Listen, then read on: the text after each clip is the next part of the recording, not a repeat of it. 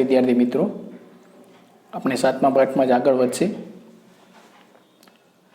આપણે પરાવર્તિત ક્રિયાની સરખામણીમાં વિચારવાની ક્રિયામાં ધીમો પ્રતિચાર શા માટે આપીએ છીએ? એટલે પરાવર્તિત ક્રિયા અને વિચારવાની ક્રિયા. પરાવર્તિત ક્રિયા એટલી ઝડપી છે કે આપણે જે વિચારીએ છીએ એના કરતાં ઝડપી બને છે. તો આવું શું કામ થાય છે સમજાવું. વિચાર કરવો તે એક જટિલ ક્રિયા છે. તેમાં ઘણા બધા ચેતાકોષોને ઉર્મિ વેગની જટિલ પારસ્પરિક ક્રિયાઓ સાથે સંકળાયેલી છે. વિચાર કરવા માટેના કેન્દ્ર અગ્ર મગજમાં આવેલા છે. તે શરીરના વિવિધ ભાગોમાંથી ચેતા દ્વારા માહિતી મેળવે છે. આપણે વિચાર કરવાનું કામ ક્યાંથી કરી? અગ્ર મગજ દ્વારા. મગજના 3 ભાગ છે, તમે ભણી ગયા: અગ્ર મગજ, મધ્ય મગજ અને પશ્વ મગજ.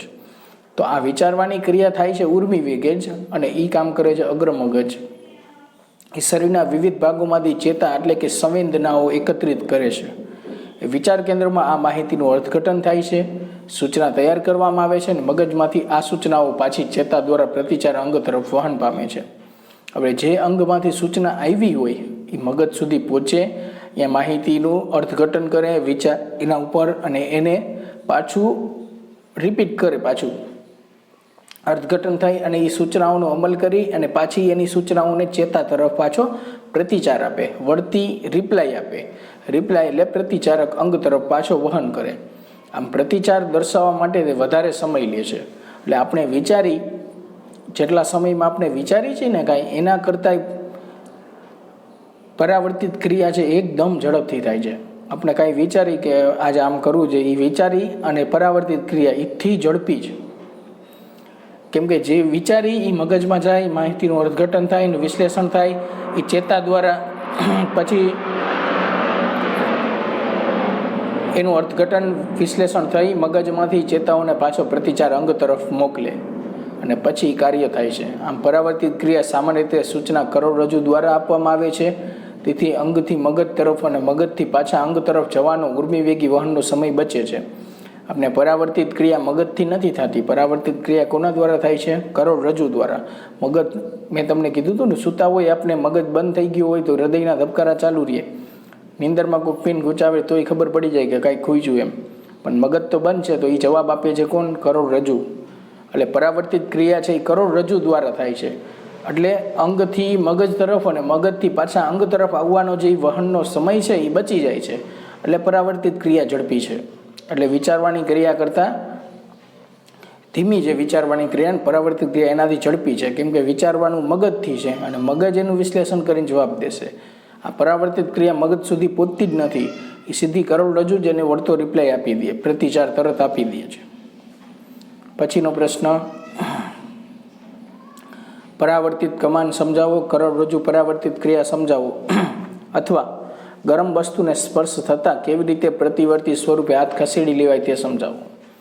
પરાવર્તિત ક્રિયામાં સંકળાયેલ સંવેદી ચેતા અને બહારથી પ્રેરક ચાલક ચેતાના કરોડરજ્જુ સહિતના જોડાણને પરાવર્તિત કમાન કહે છે. કોને કોને પરાવર્તિત કમાન કહેવાય? એક અંતર્વાહી સંવેદી ચેતા, અંદરના સંવેદી ચેતા અને બહારના સંવેદી ચેતા. એકને કહેવાય સંવેદી ચેતા, બીજા પ્રેરક ચેતા અને એક કરોડરજ્જુ. ટૂંકમાં 3 જ વસ્તુ છે. એક સંવેદી ચેતા, બીજું પ્રેરક ચેતા અને ત્રીજું કરોડરજ્જુ. આ ત્રણેયને જોડતી એક કમાન જેવી રચના બનાવે છે. એ કમાન જેવી રચનાને કહેવાય પરાવર્તિત કમાન. ટૂંકમાં બીજા શબ્દમાં કહી તો પરાવર્તિત ક્રિયાનો માર્ગ, જેમાં સંવેદનાગ્રાહી અંગો, સંવેદી ચેતાકોષ, પૃથ્થીકરણીય ચેતાકોષ, ચાલક ચેતાકોષ, પ્રતિચારક અંગોનું જોડાણ થાય છે, તેને પરાવર્તિત કમાન કહે છે. આ બધા અંગો ભેગા મળી અને જે કમાન રચે છે એ પરાવર્તિત કમાન છે. આમ સંવેદી અને ચાલક સંદેશાઓનું કરોડરજ્જુમાંથી પસાર થતો ચેતા માર્ગ પરાવર્તિત કમાનની રચના કરે છે. તો 2 જ ચેતા વચ્ચે પ્રક્રિયા થાય છે, એક સંવેદી અને બીજો ચાલક. એ સંવેદી અને ચાલક વચ્ચે જે સંદેશા વ્યવહાર થાય, કોના મારફતે થાય? કરોડરજ્જુ મારફતે. તો એ સંવેદી અને ચાલક વચ્ચે કરોડરજ્જુ મારફતે જે સંદેશા વ્યવહાર થાય એના માટેનો જે માર્ગ છે એને કહેવાય ચેતા માર્ગ. તો એ ચેતા માર્ગને પરાવર્તિત કમાન તરીકે ઓળખવામાં આવે છે. તેના દ્વારા ખૂબ ઝડપી પ્રતિચાર દર્શાવાય છે. પરાવર્તિત કમાનનો અર્થ નીચેના ઉદાહરણ પરથી સ્પષ્ટ જોઈ શકાય છે. ધારો કે તમે ભૂલથી અજાણતા કોઈ વ્યક્તિઓના હાથ ગરમ વસ્તુને અડી જાય તો સહેજ વિચાર્યા વગર હાથ ઝડપથી પાછો ખેંચાઈ જાય. ગરમ વસ્તુ છે એ ઉત્તેજનાનો સ્ત્રોત છે, એ ઉત્તેજક ચેતા છે. આમાં તમે ઉપર આકૃતિમાં જોઈ શકો છો કે ઉત્તેજના, ઉષ્મા, ગ્રાહી અંગ એટલે તમારી આંગળી ક્યાંય અડી ગઈ, આંગળી ગરમ વસ્તુ ઉપર અડી ગઈ તો આંગળીમાં એ ઉષ્માનું વહન થાય, એનાથી સંવેદી ચેતાતંતુ ઉદ્ભવે. એ સંવેદી ચેતાતંતુ સંવેદી કેન્દ્રમાં જાય, ત્યાંથી કરોડરજ્જુમાં જાય, કરોડરજ્જુમાંથી ચાલક કેન્દ્રમાં, ચાલક ચેતાતંતુ અને સીધો પ્રતિચાર આપે. પ્રતિચાર અંગ હાથના સ્નાયુઓ તરત પાછા ખેંચી લે. તો આખી આ જે કમાન રચાય છે ને, ઉપર તમે આકૃતિમાં જોઈ શકો છો, ગ્રાહી અંગ, સંવેદી ચેતાતંતુ, સંવેદી કેન્દ્ર, ચાલક કેન્દ્ર, ચાલક ચેતાતંતુ અને પ્રતિચારક અંગ. તો આ બધાએ વચ્ચે હજી કમાન રચાઈ છે ને, હવે સી જેવા આકારની. હાથ અડ્યો એટલે ઉષ્માનું આંગળીમાં વહન થયું એટલે એને ગ્રાહી અંગ બની ગયું. એમાંથી સંવેદના ઉદ્ભવી એટલે હાથ બૈરું, એ સંવેદના. એ સંવેદી ચેતાતંતુ સંવેદી કેન્દ્રમાં જાય, કરોડરજ્જુ મારફત અહીંયાથી ચાલક કેન્દ્રમાં, ચાલક ચેતાતંતુ દ્વારા પ્રતિચાર અંગમાં પહોંચે. એ આખી કમાનને કહેવાય પરાવર્તિત કમાન. અહીં ઉત્તેજના હાથમાં સંવેદી ચેતાતંતુને ક્રિયાશીલ કરે છે અને ઉર્મી વેગને કરોડરજ્જુ તરફ લઈ જાય છે. આકૃતિમાં તમે જોયું મુજબ હાથમાંથી જે સંવેદની ચેતાતંતુ છે એ કઈ બાજુ લઈ જાય? કરોડરજ્જુ દ્વારા. કરોડરજ્જુ સંવેદી કેન્દ્ર અને ઉત્તેજના મેળવી ચાલક કેન્દ્રમાં ચોક્કસ સંદેશો વહન કરે છે. એ કરોડરજ્જુ શું કરે કે વાં જે સંદેશો આવ્યો છે સંવેદી કેન્દ્ર દ્વારા એ મેળવે, એનું અર્થઘટન કરે અને એના દ્વારા ચાલક કેન્દ્રમાં મોકલે સંદેશો. આ સંદેશો ચાલક ચેતાતંતુ દ્વારા હાથના ચોક્કસ સ્નાયુને મળે છે. આ સ્નાયુ સંકોચાતા હાથ પાછો ખેંચાઈ જાય છે. અહીં હાથ અથવા સ્નાયુ પ્રતિચાર અંગ તરીકે કાર્ય કરે છે. આમ સંવેદી અંગથી પ્રતિચારક અંગ સુધીનો સમગ્ર માર્ગ પરાવર્તિત કમાન તરીકે ઓળખાય છે. આ તમે જોઈ શકાય એ સાદી સિમ્પલ વ્યાખ્યા કે ગ્રાહી અંગથી પ્રતિચારક અંગ અથવા સંવેદી ચેતાતંતુથી ચાલક ચેતાતંતુ સુધીનો સમગ્ર માર્ગ છે એ માર્ગને કહેવાય પરાવર્તિત કમાન. પછી પ્રાણીઓમાં પરાવર્તિત કમાન શા માટે ઉદ્વિકાસ પામી છે સમજાવો. પ્રાણીઓમાં પરાવર્તિત કમાન ઉદ્વિકાસ પામી છે કારણ કે મગજની વિચારવાની ક્રિયા ખૂબ જ તેજ હોતી નથી. હવે પ્રાણીઓનો મગજ છે એકદમ મનુષ્ય જેવું એકદમ શાર્પ ન હોય, ઝડપથી નિર્ણય લેવા હોશિયાર પ્રાણીઓ છે નહીં. અમુક પ્રાણીઓ છે કે જેનો મગજ કામ કરતો હોય પણ મનુષ્ય કરતાં ઓછું. સૌથી બુદ્ધિશાળી પ્રાણી જ મનુષ્ય છે કે એનામાં જ સૌથી વધુ બુદ્ધિ છે ને એ જ મગજનો ઉપયોગ કરે છે. મોટાભાગના પ્રાણીઓ વિચારવા માટે જરૂરી જટિલ ચેતાકોષની જાળ અલ્પ વિકસિત અથવા ગેરહાજર હોય છે. પ્રાણીઓમાં આવા વિચારવાની ચેતાકોષ હોતા જ નથી કે એ વિચારે અને મગજથી નિર્ણય લેવું એનામાં હોય જ નહીં. એટલે આપણે ઘણા જો નિર્ણય ન લઈ શકતા હોય કે મગજ હાલતો નહીં એમ કે તું તો ઢોર જેવો છો. ઢોર જેવો મતલબ કે ઢોરની અંદર આવા ચેતાકોષીય ઝાડ હોતા જ નથી, અલ્પ વિકસિત હોય છે એટલે એ વિચારી ન શકે. આથી વાસ્તવિક વિચાર ક્રિયાની ગેરહાજરીમાં કાર્ય કરવા માટે અસરકારક પ્રણાલીના રૂપમાં પરાવર્તિત કમાન વિકાસ પામે છે. એટલે વિચાર્યા વગર કામ કરવા માટે મગજ તો સરખો કામ નથી કરતો, વિચારવા માટે મગજ સરખો કામ નથી કરતો, તો પ્રાણીઓ આવા પ્રતિચાર શેના દ્વારા આપે છે? પરાવર્તિત કમાન દ્વારા. વિચાર ક્રિયાને ગેરહાજરીને કાર્ય કરવા માટે અસરકારક પ્રણાલીના રૂપમાં એની અંદર શું આવેલું છે? પરાવર્તિત કમાન વિકાસ પામે છે. આ ઉપરાંત જટિલ ચેતાકોષીય જાળનું અસ્તિત્વ હોય છે તો પણ ઝડપી પ્રતિચાર માટે વધુ કાર્યક્ષમ પ્રણાલી તરીકે પરાવર્તિત કમાન જ હોય છે. એટલે પ્રાણીઓ મગજનો ઉપયોગ નથી કરતા, એ શેનો ઉપયોગ કરે છે? પરાવર્તિત કમાનનો, વિચારવા માટે કે હવે શું કરવું. પ્રાણીઓ આગળ ક્યાંય અટવાય, માની લો ખાડામાં પડી ગયું તો બહાર નીકળવા માટે શું કરવું? તો એ મગજ ન હલાવે, એ ખાડામાં જ પડ્યું રહે. પણ એની બદલે જો આપણે મનુષ્ય અંદર પડ્યો હોય તો ગમે એવો મગજ મારી નીકળી જાય બહાર. પ્રાણીઓમાં એ બુદ્ધિ નથી હોતી અને જો હોય એવો જટિલ ચેતાકોષ તો એનો ઉપયોગ નથી કરતા, એની બદલે શેનો ઉપયોગ કરે છે? પરાવર્તિત કમાનનો જ ઉપયોગ કરે છે. પછીનો પ્રશ્ન, જ્યારે શરીરને ત્વરિત પ્રતિચારની જરૂર પડે ત્યારે શરીર સંરચના આ સમસ્યાનો ઉકેલ કેવી રીતે કરે છે અને આ માટે જરૂરી જોડાણ ક્યાં થયેલું છે? જ્યારે શું કહે છે કે જ્યારે શરીરને આપણે ત્વરિત પ્રતિચાર આપવાની જરૂર પડે એ ક્યારે બને? હાથ ગરમ પાણી ઉપર આવી જાય, કોઈ પીન કૂચાડે, ઝડપથી આપણે રિપ્લાય આપવાની છે એકદમ ઝડપથી. તો જ્યારે આવી ઝડપથી પ્રતિચાર આપવાની જરૂર પડે ત્યારે કઈ રીતે જોડાણ કરે છે, કેવી રીતે એનો ઉકેલ લઈ આવે છે, તે આખી પ્રક્રિયા તમને સમજાવી છે કે જ્યારે શરીરને ત્વરિત કે એકાએક પ્રતિચાર આપવાની જરૂર પડે ત્યારે શરીર સંરચના પરાવર્તિત કમાન દ્વારા સમસ્યા ઉકેલે છે. મગજ સુધી તો સંદેશો પહોંચતો જ નથી.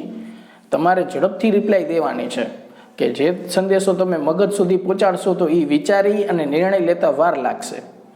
જો તમે કોઈ નિર્ણય લેવાનો હોય અને સારી રીતે નિર્ણય લેવાનો હોય ને, એટલે એમ કે વિચારીને નક્કી કરીને પછી કહેજે.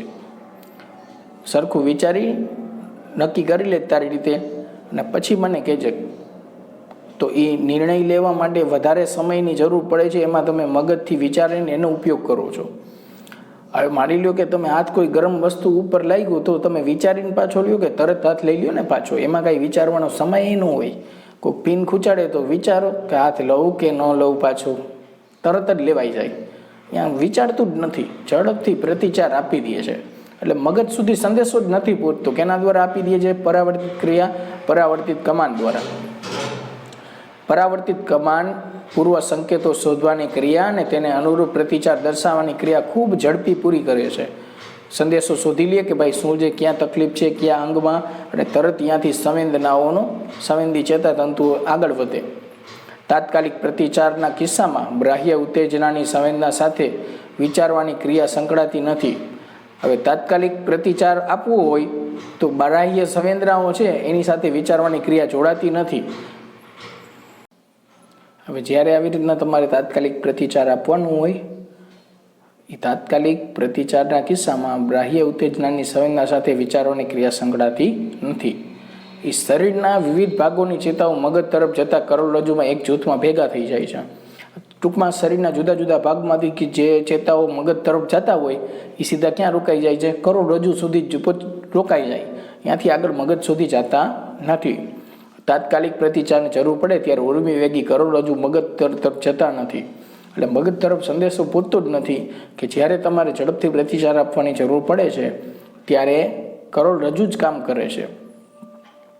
હવે ત્વરિત પ્રતિચાર માટે પરાવર્તિત કમાન જોડાણ સંવેદી અંગ પ્રતિચાર અંગ સુધી કરોડરજ્જુ ચેતા દ્વારા થયેલું છે. હવે જે અંગમાં સંવેદના ઉદ્ભવી છે, આંગળી ગરમ વસ્તુમાં અડી ગઈ તો અહીંયા સંવેદનાગ્રાહી અંગ કહેવાય. તો જ્યાં ઉદ્ભવી છે તો કરોડરજ્જુ જ્યાંથી પ્રતિચાર આપી દે અને તરત એ અંગને કહી દે ત્યાંથી પાછું ખેંચી લ્યો. મગજ સુધી પહોંચીને વિચારવાની જરૂર નથી કે શું કરવું એમ. મગજ સુધી સંદેશા પહોંચે તો મગજ વિચારે કે શું કરવું છે, પણ અહીંયા મગજ સુધી પહોંચવાનું નથી. કરોડરજ્જુ તાત્કાલિક ઉકેલ લઈ આવે એનો. પછી મનુષ્યના ચેતાતંત્રનું આયોજન જાણવો અને તેના સામાન્ય કાર્ય જણાવો. હવે મનુષ્યનું ચેતાતંત્ર બે ભાગમાં વહેંચાયેલું છે.